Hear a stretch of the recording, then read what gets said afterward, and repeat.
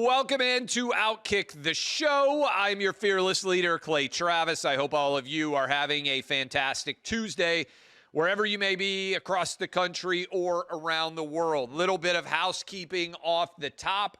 I'm going to be at the Georgia-Tennessee football game on Saturday for Big Noon. I am interviewing Tennessee football coach Josh Heupel on Friday evening. And I believe I will be down on the river with the Vol Navy doing live hits on Saturday for Big Noon. So that should be a lot of fun. We're going to be breaking down a lot of the college football and NFL games, as we always do on the Thursday edition of the program. Every Tuesday, I'm trying to get my gambling picks up. We've had winning week 1, winning week 2. All of the gambling picks are up for week 3. I will talk about them quite a lot on Wednesday and Thursday. NFL gambling picks, goal will be to get those up every Wednesday. Just FYI, as you think about what the horizon might be. If you're like, oh my God, there's so much stuff on OutKick, just type in Clay Travis OutKick, and you'll get my writer page, and you can easily find all of the different picks that are out there. Now, I was blown away by how incredible the game was on Sunday night between the Bills and the Ravens. This was football as art. And I resent the fact that as a guy whose team has no ability to win at all, I'm a Titans fan, that you try to make me pick sides when it comes to incredible quarterback play. Because I got to tell you, right now, in general, I would say there are 4 quarterbacks where I sometimes watch them and think, this is unbelievable. Patrick Mahomes, Joe Burrow, Lamar Jackson, and Patrick Mahomes. Did I screw those up? Patrick Mahomes, Josh Allen, Lamar Jackson, Joe Burrow. Maybe Justin Herbert starting to get a little bit into that conversation, but really those 4, they perform at a different level. And when you watch them play against each other, it is like watching a great portrait artist paint in real time. It's what I would imagine it would have been like back in the day if you had walked into the Sistine Chapel. Make sure I get the dates right. I think that was the 1400s. If you had walked into the Sistine Chapel back in the 1400s and you had looked at Michelangelo laying there on his back, painting on the ceiling above himself, if you watched that back in the day, you would have thought, yeah, this is pretty incredible.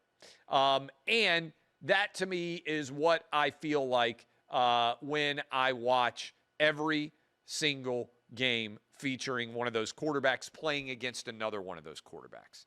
And you got that sense at the end of the game where Lamar Jackson just sat back and said, damn, what else can I do? I basically played a flawless game, and Josh Allen was just a little bit better. And that's why the storyline here, by and large, is Josh Allen finds a way to just do a little bit more than Lamar Jackson, and Patrick Mahomes then finds the way to just do a little bit more than Josh Allen. And I feel like Josh Allen can appreciate the perspective of Lamar Jackson, because when that all happens, he looks back and he just thinks, you know what? What else can you do? I am also an incredible artist doing unbelievable performances on a regular basis, and that guy's just a little bit better than me. And I find it hard to root against Lamar Jackson, even though I hate the Ravens as a function of their historic rivalry against the Titans, because in addition to appreciating the incredible skill of Lamar Jackson, Derrick Henry is, I think, the last truly great running back that we may be able to experience in the NFL. And based on career longevity and number of carries. And people immediately fire back and they say, well, what about Saquon? Or what about this guy or that guy? None of them, I think, are going to have anywhere near the longevity or duration of Derrick Henry. And I was looking up the numbers, and so I want to pull this up because I do think it's super interesting to look at where the NFL all-time rush leaders are. I'm going to come back to Josh Allen, Lamar Jackson here in a minute. But Emmitt Smith ran for those of us who were fans of the Cowboys back in the 90s, and it reminds me I need to watch the Netflix documentary of the Cowboys. Emmitt Smith ran for 18,355 yards, okay? Then Walter Payton ran for 16,726 yards. And then a guy that should get more attention just for his longevity. I don't know that he was ever the best running back in the NFL. You know, Frank Gore is the number 3 all-time leader in NFL rushing yards at 16,000. I think a lot of people would get Emmitt. I think a lot of people may get Walter Payton. I think a lot of people would get number 4 on this list, Barry Sanders. I don't know that very many people. You want to steal some money from your buddies? Tell them, hey, Emmitt Smith is first, Walter Payton is second. Who is the 3rd most NFL rushing yards of all time? I'll give you 3 guesses. I bet none of your buddies get Frank Gore. And you can even say, I'll give you $100 if you get this, or $50, or $25 if you get this. And then you run on down the list. Right now, the only active running back in the top 25 is Derrick Henry. And Derrick Henry has 11,592 yards. I know he had the fumble, which he doesn't do very often, late in the game against the Bills that helped the Bills to win on the walk-off field goal. But I think it's projectable. Derrick Henry is the 18th leading rusher in NFL history. This season, he is likely to go into basically the top 10. I think Derrick Henry, if he continues to perform for a couple more years, is going to end up somewhere around the top 5 all-time leading rushers in NFL history. I don't know that anybody else is ever going to come close to him again. He's like a 300-win Major League Baseball pitcher. Remember when that used to be one of the top targets? Everybody would say, boy, 300 wins in MLB. It doesn't happen anymore because pitchers don't pitch enough. Runners in the NFL, because teams tend to have 2, sometimes even 3 running backs, because most running backs, when they get close to 30 years old, have virtually nothing left in the tank because of the wear and tear their bodies have been put through. I don't think we're ever going to see another Derrick Henry. Doesn't mean there's not going to be other good NFL running backs. I just don't know that we're ever going to see somebody who is going to be capable of producing a top 5 or top 10 career rushing yardage total. We throw the ball way more. The quarterback is more ascendant even than he was throughout the history of the sport. I just don't know that we're ever going to find ourselves in a position where we look at this kind of excellence again. So my point on this that I would impress upon all of you is enjoy Derrick Henry while you can. I feel about Derrick Henry like I did about the end of Tom Brady or Peyton Manning's NFL careers. When you know they're coming to a close, just enjoy them while you can. And I know that relatively speaking, Josh Allen, Lamar Jackson, Patrick Mahomes, Joe Burrow, Justin Herbert, Jalen Hurts, whoever you want to put in there, Jaden Daniels, as the top quarterbacks right now, overwhelmingly they are young. You know what I found myself doing while the Jets were making the plays that they were with Aaron Rodgers? I kicked back my feet and I said, this is pretty enjoyable. This is going to be tough to beat. I'm going to just enjoy the process for which we are in the midst while it's taking place. A lot of takes obviously pouring in for week 1. Let me just pour one out for my Titans. I think the Titans have the worst coaching staff in the NFL. I watched the game against the Broncos. The Broncos tried to give that game away. 4 turnovers, whatever the heck it was. Titans were +3. You almost never lose an NFL game when you're +3. I think I saw 8 drop passes for Cam Ward throws, so it's even hard to judge Cam Ward. I'm big on control what you can control. don't screw up. My son came to me the other day, and he said, boy, in that Titans game, I think the officials missed a pass interference call late in the first half. And I was like, yeah, probably did. But I said, the really interesting thing to me about sports is it teaches you an important life lesson. You can't control what other people do. All you can control is whether or not you screw up. 99% of failures in life are not because somebody else is trying to screw you in a bad way. It's because you screwed up. And as soon as you look in the mirror and you're like, man, I fucked that up, that's on me. You have the ability to grow a lot. I screw up all the time.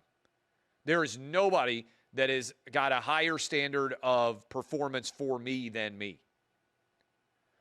But most of screw-ups out there, it's not some external force that's causing you to be less successful than you otherwise would. It's yourself. So I say all the time, referees are going to screw up. Other drivers are going to screw up when you're on the road. Your coworkers are going to screw up. Don't fuck up yourself. And if you just avoid screwing up in life, you end up really successful. Because most of screw-ups are individual because most people don't care that much about you. That's just the Lord's truth. A lot of people won't tell you that. Most people are more worried about themselves than they are external factors. If you just avoid screwing up, you're going to be more successful than 90% of Americans, 90% of people in the world. Just don't make awful decisions yourself, and you end up being pretty good. And so the Titans, the reason I get frustrated is if you spit on somebody, that's on you, right? If I'm a Florida Gator coach, Billy Napier, or somebody else out there, it's one thing if somebody lines up across from you and it's just better. That happens in sports. But when you make them better than you because you screw up, that's tough to accept. That's where we are with the Titans. And I'll give you two examples. Late in the first half, and I think these are illustrative examples for a lot of coaching in general. Late in the first half, the Titans are up 6-3. The Denver Broncos have 2 timeouts left. Titans take possession, I believe, at the 7-yard line. All they have to do is run the ball 3 times, and they will go in at the half up 3 points. All they have to do is hand off 3 times. Now, on first down, if you pop a big run and you gain 15 or 20 yards, or that happens on second down, maybe you change the calculus, take a timeout because you're like, oh, we've got a chance now to go get more points. Titans come out and throw the ball 3 straight times. They then punt from the back line of their end zone, narrowly avoid a safety on the 3rd pass play. And by the time they make the punt, great return, Broncos go down, score a touchdown, and are up 10-6. Now, Titans get a good punt, kick return, end up kicking a field goal. But they took a situation where they should have gone in at the half, up 3, +3, to one where they were -1. That's a 4-point swing, right? You go from up 6-3 to down 1. That's a 4-point swing. And you were actually lucky that it wasn't an even more substantial swing than that, because it should have been 10-6 instead of 10-9, right? All of coaching is about making decisions that try to put your team in a better position than they would otherwise be. No one else did that to the Titans. Wasn't an official, wasn't an opponent. They consciously chose to throw the ball 3 straight times from their own 7-yard line, and in the process turned what should have been a 6-3 lead into a 10-9 halftime deficit. In a game that was going to be close, that swing may well have changed the outcome of the game. That's point 1, entirely self-inflicted coaching disaster. Point 2, later on, there is what I think was pretty clear catch downfield. Titans receiver makes the catch, comes down, elbow appears to clearly be inbounds. That is a catch. That is possession. would have been probably the biggest play gain of the day for the Titans. They don't challenge. Coach doesn't seem to understand what the rules are, that one elbow is equal to 2 feet. One butt cheek, I believe, is also equal to 2 feet. How do you not know that? I focus on things you can control. Don't screw up the things you can control. It's hard enough when somebody is trying to stop you from succeeding. When you are the cause of your own lack of success, you got to fire them. I would, if I owned the Tennessee Titans, fire this entire coaching staff. I don't know how good Cam Ward can be. I am very confident that we do not have a coaching staff in Nashville that is capable of getting the most out of the player that I have guaranteed $40-some-odd million to. Rip the Band-Aid off. Now, you can say, well, it's week 1. Okay, I understand. Maybe there's nobody of any talent on the coaching staff, but maybe you wait till later in the year to actually fire them. I've seen enough to know that they can't do the job. Callahan is not the answer. He is incompetent. Okay? He is an actual opposition, an obstacle to success just based on his decision-making that he can control, that no one else can stop. He made his team less likely to win, and he's done it a lot. So that is my takeaway in general on both of those stories. There are a lot of NFL stories obviously came out. Congrats to Vikings fans. J.J. McCarthy looked phenomenal last night. Caleb Williams, I question whether the Chicago Bears are ever going to win no matter what. They gave away that game down the stretch last night. And all of that is underway. Now, we won positive on our Prize Picks pick for week 1. I told you take more on CeeDee Lamb. I told you to take more on Saquon Barkley rushing or receiving touchdowns. And I told you to take more on Josh Allen, more than 1.5 touchdowns. So if you played along with us on Prize Picks, you won 4.25x your bet. $10, see if I can do this, turned into $4,250. $100 turned into $425. And right now you get $50 guaranteed if you go sign up, prizepicks.com, use code OutKick. Prizepicks.com, code OutKick. You can play in California. You can play in Texas. You can play in Georgia. You can play in Florida. You get $50 when you play $5. 40-plus states. Pick more or less. Every Thursday on this program, I am going to give you an NFL pick for the weekend.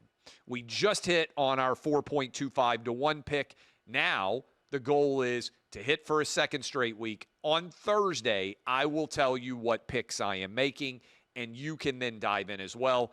PrizePicks.com, code OutKick to get hooked up. All right, let's dive in slowly into more significant stories that are out there than what happened in college football and what happened in the NFL. Actually, I haven't finished college football yet. Do we have the AP poll voter who explained why she pulled Florida up to, even though they lost to South Florida? Will you guys let me know what her name is? She is a Associated Press poll voter. I think there's only like 60-ish AP poll voters at all. And I want you to listen to her rationale for why she lifted Florida, even though they lost to South Florida. Watch this. But as far as what my votes are and what my process is, I wake up early in the morning after covering a game late in the night before. Don't want to go too much into my process or logic, but I will say I appreciate everybody's interaction on social media and all of your feedback. There's tons of people that vote on the AP poll, and it's not a perfect system, but at the end of the day, no matter who you pick, it does even out because there's so many people who vote. And like I said, it's really fun for discussion. It doesn't, probably matter in the end, but I'm glad that people are having a really good time with it. They should strip her right. Her name is Haley Sawyer. They should strip her right to vote in the poll ever again. In real time, they should X her out. I've never had a vote in any college football poll. I have never had a Heisman vote. There's like 978 Heisman Trophy voters. I have never had one. I've never voted in the AP poll. Probably more people read and react to my OutKick top 10 and my SEC power rankings 1 to 16 than read or react to almost any AP poll voter. But what I focus on is, man, you may not agree with every pick that I make, but I spend an inordinate amount of time watching college football. On Saturday, and this is not necessarily something to brag about, but I watch, if I'm at home and not at a game, 12 hours of football. If I am at a game, like I'm going to be at the Georgia-Tennessee game this weekend, I go back and I look at every box score for every game of any significance to make sure that I know exactly what happened in those games. And obviously, even if I'm at a game, I'm trying to keep my eye on games that are taking place at tailgates. I oftentimes will go back to my hotel room to watch early kickoff games, or I'll go back to my hotel room after a game, if it's an early game, to make sure that I'm able to watch games, or I'll go to a sports bar where I can watch a ton of different games. I'm not saying my polls are perfect. I have never, to my knowledge, given a team a better rating after a loss as an 18-point underdog than I did before they lost. I think the actual answer here is Haley Sawyer didn't do the basic amount of research to check and see what happened in the games. And then she voted Florida to go up as a result. And then she says, well, it's just for fun. It doesn't actually matter. Excuse me. The AP poll is incredibly influential when it comes to analyzing who the best teams are and where teams are ranked and how the outcome impacts our perceptions of those teams. So if you don't think it's important, that's fine. Don't accept an AP poll vote, because your voice is actually far more valuable than almost anyone who watches or talks or is a fan of college football. So why does this chick have a vote? Does she seem really well informed to you on college football? Did you watch that and say, boy, this is a girl who loves ball? She's watching games all day long in her free time. She eats, breathes college football, because there are lots of people in media who do. There are lots of y'all out there that watch 12 hours of college football every day that know way more than her. You don't get a vote in the AP poll. You don't get a vote in the Heisman Trophy. Why does she have a vote? It's embarrassing. It's embarrassing for the AP. It's embarrassing for her. It's embarrassing for whoever employs her. If we had a guy or gal who voted in the AP poll for OutKick and they bumped Florida up after losing to South Florida, that would be an embarrassment to OutKick. I would take away that person's vote and say somebody else in the company is going to do it. You obviously aren't willing to take this at the bare minimum of seriousness to focus on. I was just talking about, hey, control what you can control. Haley Sawyer didn't do that. She got an opportunity to be able to be one of the most influential people in all of college football. All she had to do was just pay attention to who won games and react to it. She couldn't do it. So why is she getting to continue to vote as an AP poll voter? If there was any sort of significant consequences for failure, you would fire her and put somebody else in. It's what should happen. It's what I would do if I ran the AP poll. It's what I would do if I worked at the company where she is employed. You have embarrassed yourself, the company, and the entire organization that you represent. You're out. Somebody else can do a better job of it. To me, control what you can control. Just don't screw up. Nobody else made her put Florida in and bump them up 2 places. The easy answer is what she was being honest with her audience. She would say, hey, I was working. I didn't pay enough attention to my AP ballot. I knew I had to get it in by a deadline. And I just totally missed the fact that Florida lost to South Florida.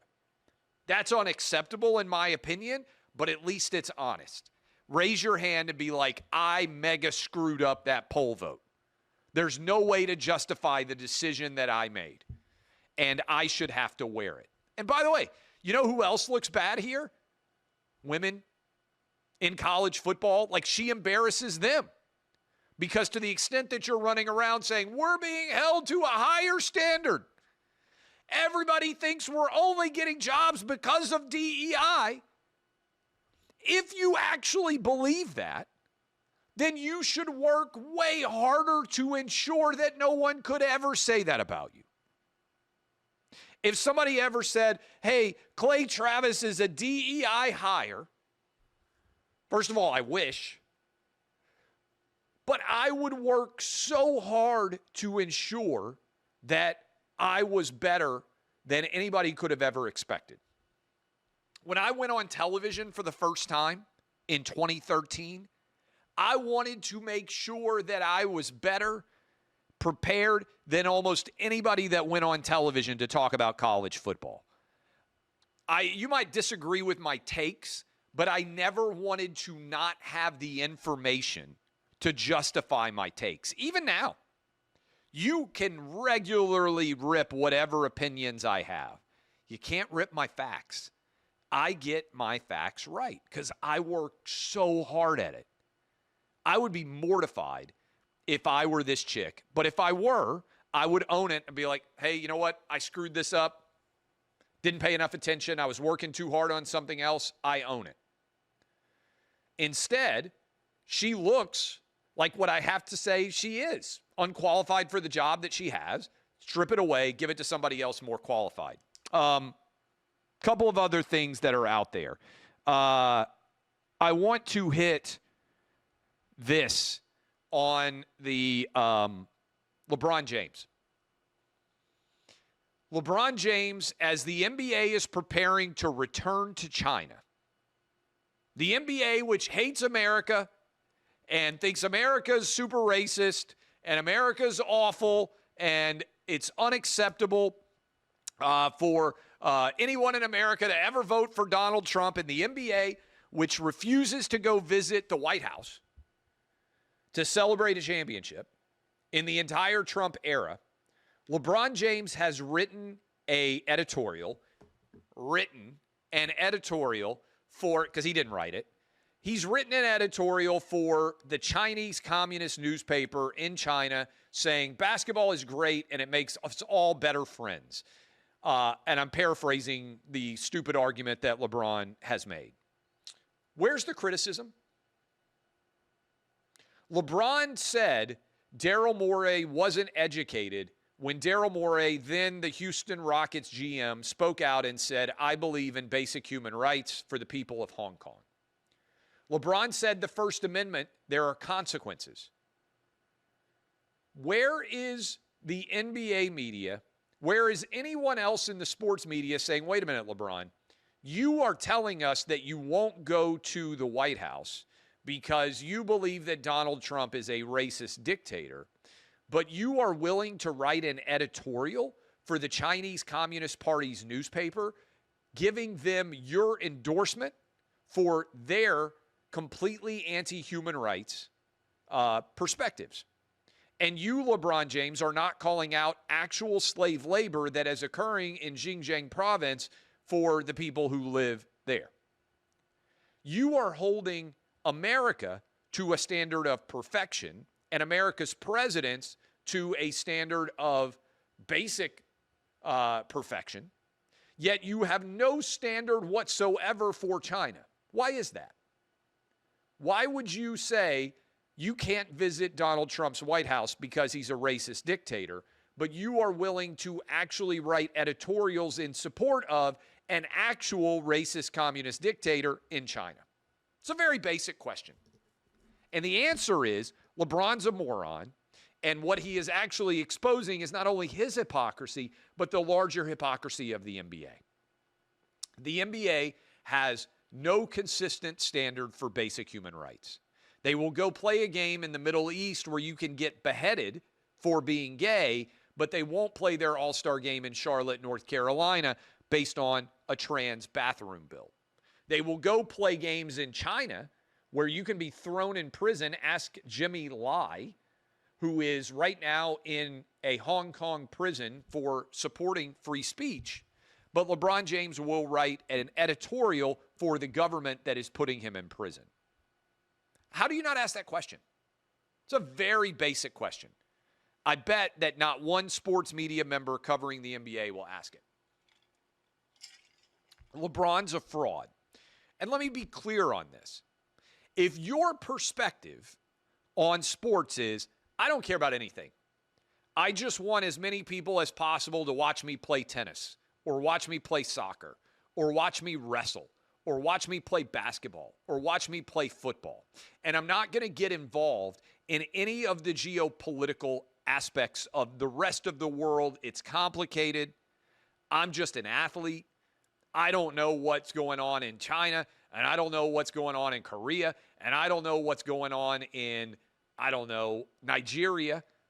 And so I'm not getting involved in any of their politics. I'd say, okay, there are lots of businesses that make that decision. We're just going to try to take our product and sell it everywhere around the world. But that's not what the NBA has done. That's not what LeBron James has done. They have wagged their fingers at all of us who vote for Donald Trump in America and told us that we are racist, sexist, Neanderthals, that are indefensible in our politics. And yet, they have not been able to actually hold up the same standard to China. That's the hypocrisy. If you're a golfer, go look at my consistency here. I don't expect for Phil Mickelson to have a really established geopolitical standard. Maybe he is. Maybe he's a brilliant political philosopher. Maybe it's like Edmund Burke on one side and Rousseau and John Locke, and then it's like Phil Mickelson. And I would admittedly tell you guys, like, hey, I didn't know. I didn't know that Phil Mickelson was a modern-day Benjamin Franklin. I didn't know that it was like, hey, when we really break down great political thinkers, it's like Marquis de Lafayette, and it's like Phil Mickelson.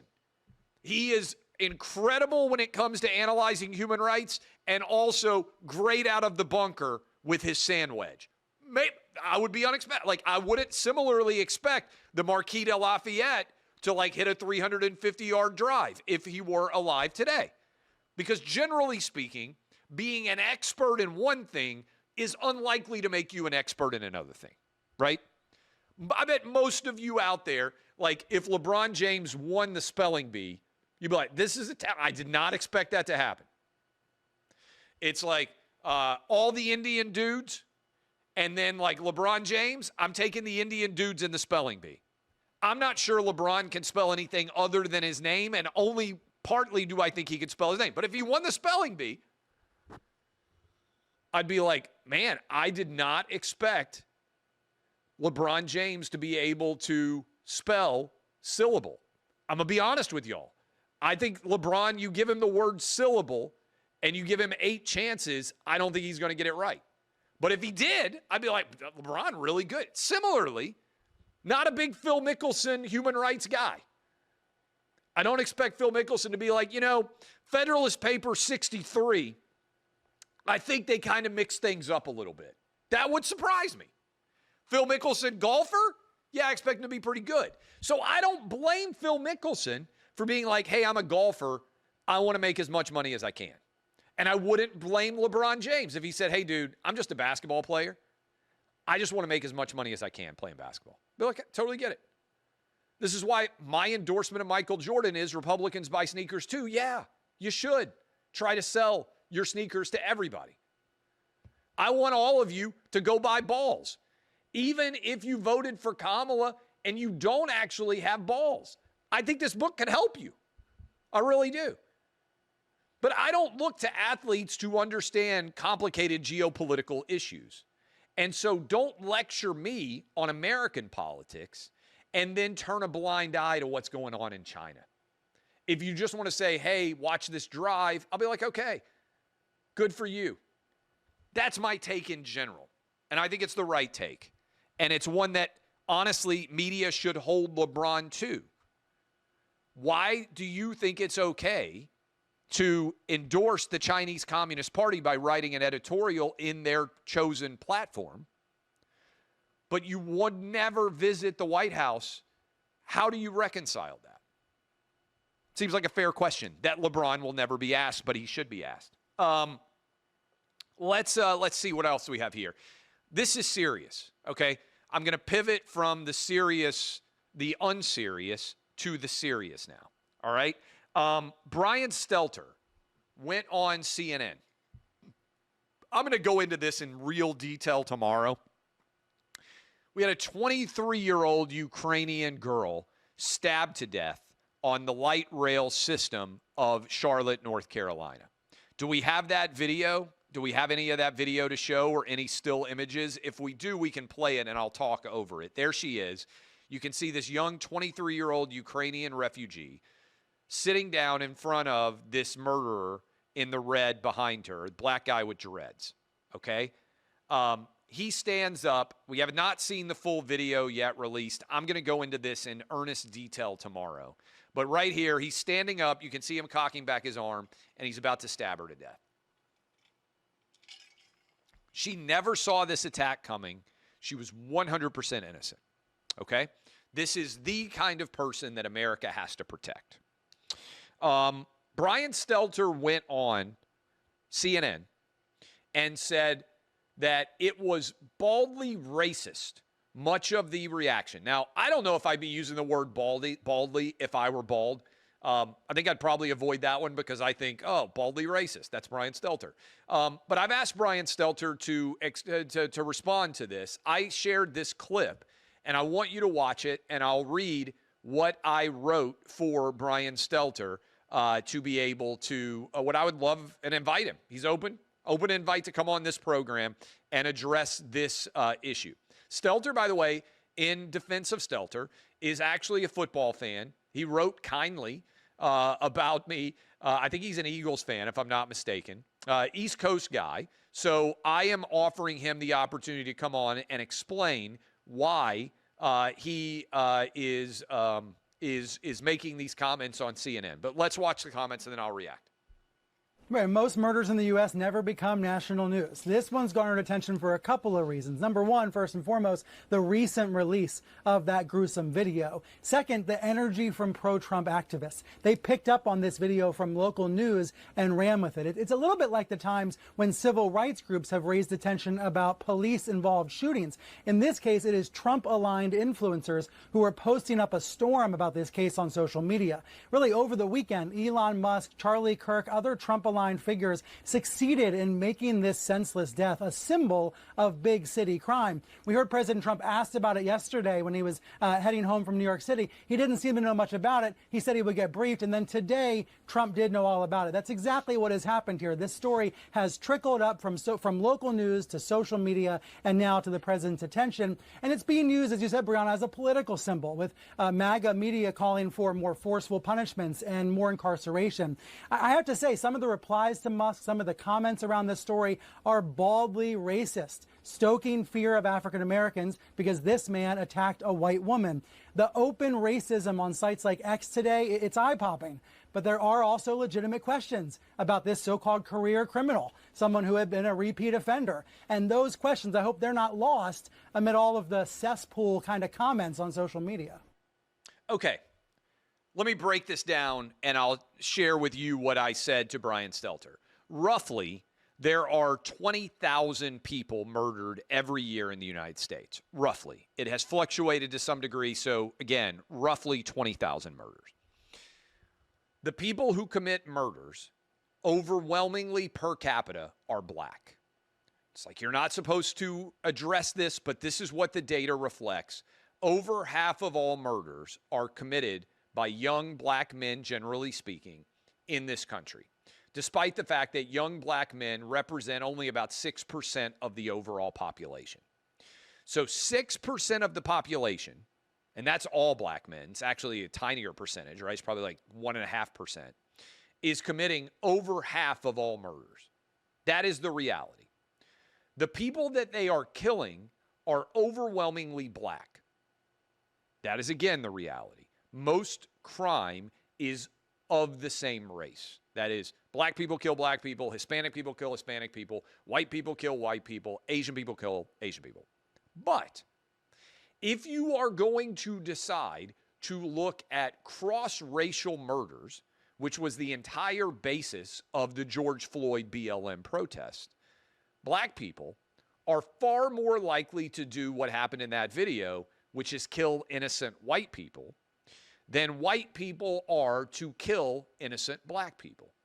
I think huge numbers of MSNBC, CNN, New York Times, Washington Post consumers would have no idea that's true. That is what the data reflects. That is, white people are far more likely to be victims of black people, that is, be murdered by black people, than black people are to be murdered by white people. Per capita, it's off the charts.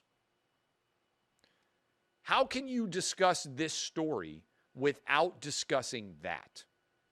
And so the question that I asked Brian Stelter was, black people commit over half of all murders. Most of their victims are black, but whites are far more likely to be victims of black violence than blacks are to be victims of whites. Do you believe CNN viewers know these facts? And I shared that clip that we just played for you. And then I continued this. I tagged him in it, so I'm just sharing with all of you. The murder data is the murder data. You either honestly address it or you run from it because you're afraid of people calling you racist. I would submit most CNN and MSNBC viewers, as well as New York Times and Washington Post subscribers, have no idea what the murder data shows. Left-wing media fails intentionally to cover the data for fear of what it shows. And if you are out there and you are saying, oh, you're just racializing this crime, Clay, because some people would say, oh, well, why focus on this? The suspect, that is the killer here, can be heard saying, I got that white girl after he stabbed the white girl in her throat and killed her. I got that white girl. Now, media often uses individual stories, anecdotes, to frame larger narratives. That was the entire purpose of the George Floyd video. They said, look what happened to George Floyd. This is how cops treat black people.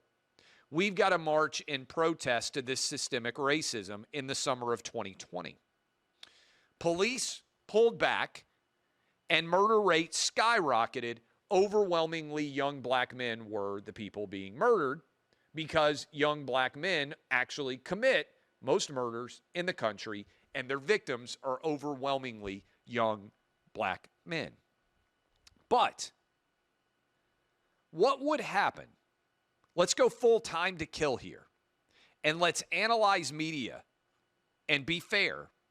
What would happen if that were a young black girl, 23 years old, innocent, sitting on a Charlotte subway, and a white guy who'd been arrested 14 times prior for violent crime had pulled back, stabbed her in the throat, killed her, and then said, I got that black girl?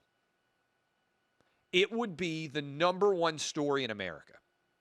Everyone would be saying, we've got to have a national conversation about racism. The cities would probably burn. It would be all they talked about on CNN, MSNBC, the New York Times, and the Washington Post. Yet, if that happened, it would actually be far less likely to occur than what actually happened. That is, white people are far more likely to be victims of black violence than black people are to be victims of white violence. If you are going to racialize, as this killer evidently did by saying, I got that white girl, violence in America white people, not black people, are far more likely to be victims of black violence than black people are to be victims of white violence. How many people at the Washington Post, the New York Times, CNN, or MSNBC are aware of this? And for people out there who say, oh, you're racializing everything. You're a race baiter. I don't think that we can avoid race when it comes to analyzing murder rates. Because if black people committed murders at the same rate that Asian people did, America would be one of the safest countries in the world. Think about that. If black people committed rates of murder at the same rate that Asian people do, America would be one of the safest countries in the world. And I want us to be one of the safest countries in the world. And in order for that to occur, there has to be far fewer people being murdered, white, black, Asian, and Hispanic, in this country. And the only way you can drive down the rate of violent crime is by addressing the black rate of violent crime in this country. Because if I went out today and I said, we're never going to allow another Asian murder in this country, the murder rate basically wouldn't change.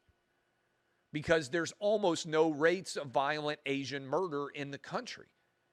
The only way to drive down the rate of murder in this country, by and large, is to address the over half of all murders being committed by black people in America.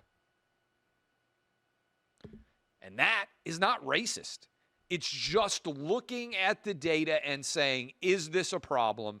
If you believe it is, then we should address it. My answer for how we address it is we got to start by putting violent criminals back in prison and keep them there. My other, and I write about this a lot, this is one reason I wrote this book, my other big systemic issue is we got to put dads back in the house.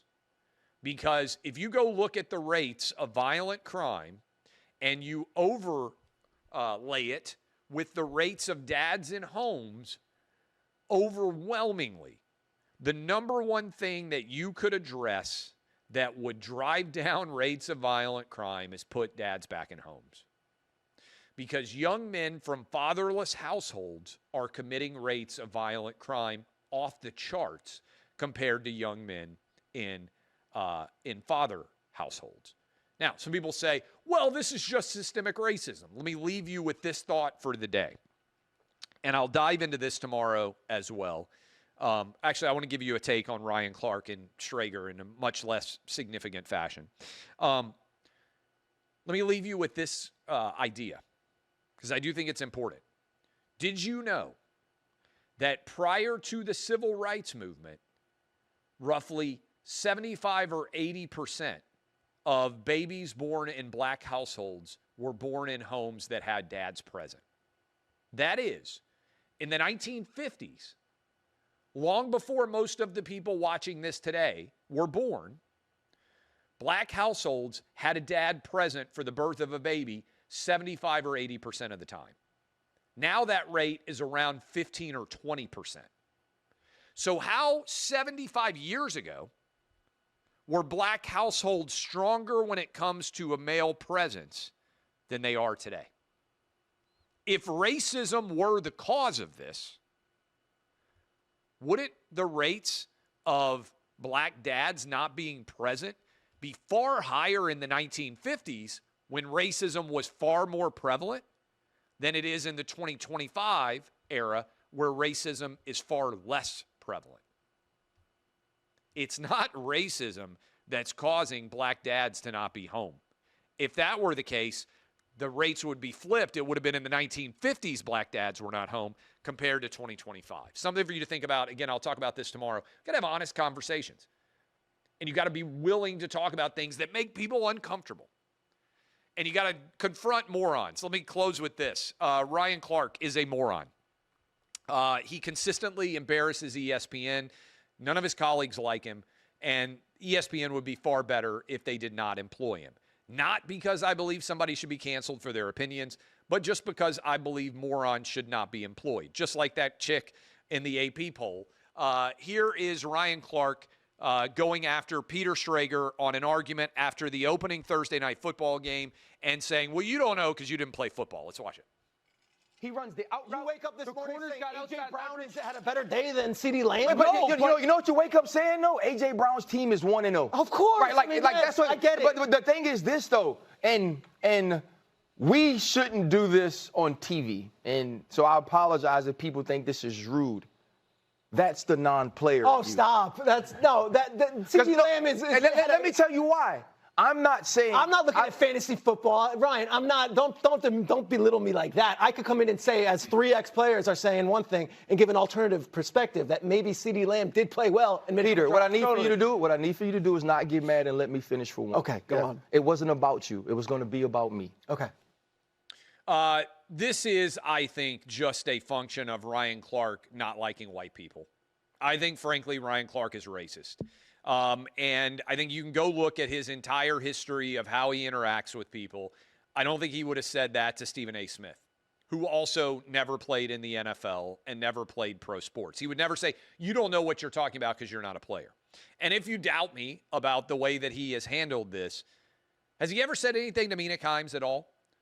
Mina Kimes he has worked with for years. If Ryan Clark's position was, unless you are a former player, you have no idea what you're talking about. Well, I think that's wrong, meaning former NFL player. I don't think football is that complicated. As things go to analyze, there are many things that are far more complicated. But if Ryan Clark's position was, unless you have played in the NFL, you have no ability to analyze NFL games at all, and I don't care about your opinion, I would disagree. But I would say at least he's being consistent.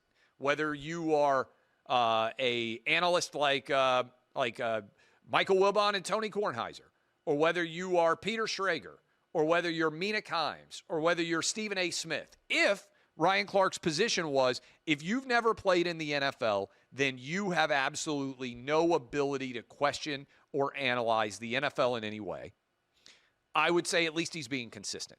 But what I will leave you with is this.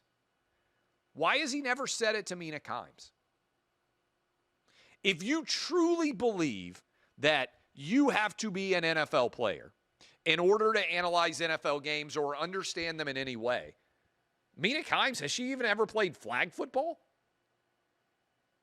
She is one of NFL's lead analysts that Ryan Clark sits next to for his entire on-air career to a large extent. He's never called into question any opinion that she has based on the fact that she didn't play. Why? Why did he call out Peter Schrager and he's never called out Mina Kimes or Stephen A. Smith or Mike Wilbon? Why has he never done that? I think it's because Ryan Clark is racist against white people. And I also think it's because he believes in the oppression Olympics. He knows that if he criticizes Mina Kimes, he'll get ripped. Yet he believes because he's black, he's able to rip Peter Schrager here, and Schrager is the white guy, so he is the victim in the oppression Olympics, the identity politics that he believes in, and so therefore he is actually the victim here, and so he can say whatever he wants to Peter Schrager. That's the answer.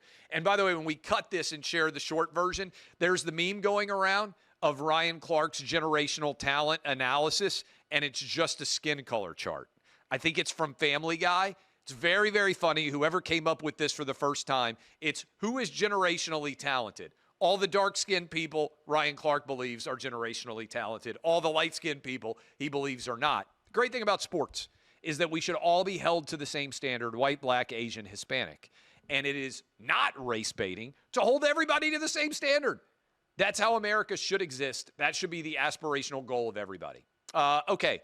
My son played for, we got a couple of questions. My son played for UF and Napier. Good man, not an SEC coach. That's what I think the data would reflect.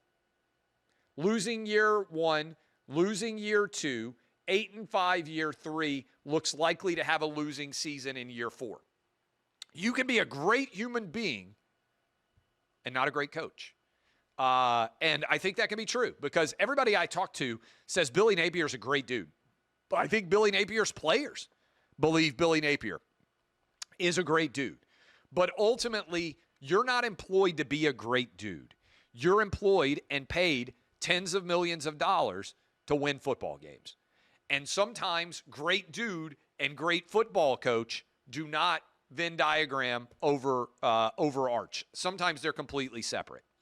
The SEC is the best football conference top to bottom, but the Big Ten is better at the top. The SEC doesn't have anyone that can beat either Ohio State or Oregon, and maybe not even Penn State. Well, that remains to be seen. That is 100% false, however. Every team could be beaten, right? So the question really, because we don't get 7-game series like we get in Major League Baseball or the NBA in college, big NHL, we don't get a 7-game series. Every game stands alone. But what you are learning is the same team would not win every game. College football fans are still learning this. NFL fans have known it for a long time. You play two games, everybody in your division, right? How often do those split? A lot. How often does one team potentially win 2, lose in the playoffs? It happens, right? Every game stands alone. I think that tons of SEC teams could beat Penn State. Now, would Penn State beat a lot of them? Yeah. But if you told me tomorrow, Penn State's going on the road, I think there are 6 or 7 SEC teams that would or could beat Penn State in an SEC stadium. And I think if you told me tomorrow Ohio State's going to play at Texas, I would pick Texas to win that game. Ohio State won by 7 in the shoe. I think Ohio State would lose to Texas on the road. I think Ohio State would lose on the road against a bunch of teams. Oregon is favored to be an underdog right now on the road against Penn State. Oregon, I think, would lose to a lot of SEC teams on the road too. So I agree with you. The SEC 1-16 is the best conference in America. I'm not even sure that I agree, though, that it's not best 1-3. I think it depends on where the game's played. And we'll see. That's why we have the season. So we will see how this goes. For much of the last 20 years, the top SEC teams have been far better than the top Big Ten teams. I don't think that's likely to have changed in the last 2 years. All right. Love all of you. I'll be back tomorrow. I got to run out, get some work done here. DBAP unless you need to SBAP. I'm Clay Travis, and I will see you on Wednesday.